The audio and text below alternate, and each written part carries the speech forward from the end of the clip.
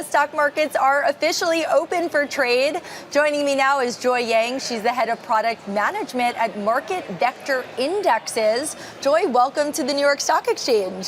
Thank you, Ashley, and happy Halloween. Happy Halloween. So great to have you back. So as trading gets underway, what are you looking for in this session today? What storylines? Well, it's pretty scary out there, and I'm not talking about Halloween. I'm talking about like the fear of some of the headlines that we're seeing, which is this trade tension is going to continue. Government is still shut, and the debt is still high, and yet we're seeing like this euphoria in the markets with AI.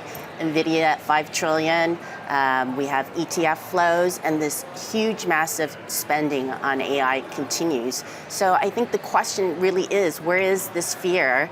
And why is the VIX so low, and why aren't investors concerned?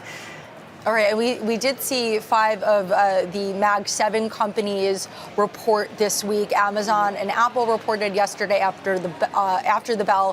What are your takeaways from those reports? I think we're definitely seeing that this AI story is real. There will be productivity, but who are going to be the winners? There's strong revenues, but there's also like strong expenses and costs, and they're massive. So I think how long will it take to figure out who's going to be the end winners, and when will they show real profitability? So I think it's important for investors to remember that they should be thinking about what are the risks in the market.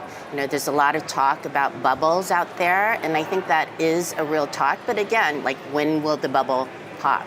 So the fear here is really expressed as a fear of missing out, and that can be very dangerous if you're just kind of riding the train up the hill, because it's got to come back down. So I think investors should really also think about fear on the other side. It was the fear of loss.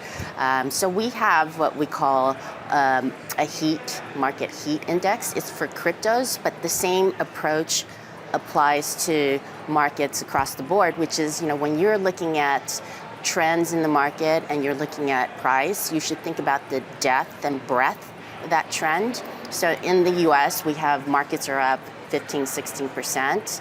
But when you look at the equal weight index for the S&P, it's only up 7%. And you should also think about the relative strength of markets. US markets up 15-16%. But look abroad, European markets are up 20%, and our all China index is up 30%. So on a relative strength basis, there are opportunities elsewhere and abroad. And applying this heat index to our crypto markets, we saw this big sell-off in crypto and gold. But the heat index is actually telling us that this is an opportunity for investors, because we saw a lot of speculators get out of the market, and there's still strong fundamentals underlying the market. We know that regulatory shift is positive for crypto, and we know that as institutionals come into this space, they're going to build this robust foundation. So as speculators leave, you're going to have what's standing left is strategic investors. And that's also what we're seeing in gold, is almost the opposite. We had, for a long time, gold was this boring asset. We had strategic investors, but then recently, with the huge velocity in price momentum, we saw a lot of speculators come into the gold market, and then they just as quickly got out. So now we're left, with still the underlying structural foundations of why people invest in gold is still there, which is, the risks are still out there with sovereign debt, corporate debt, and the underlying drivers of the original price strength, which is central bank buying, is still strong.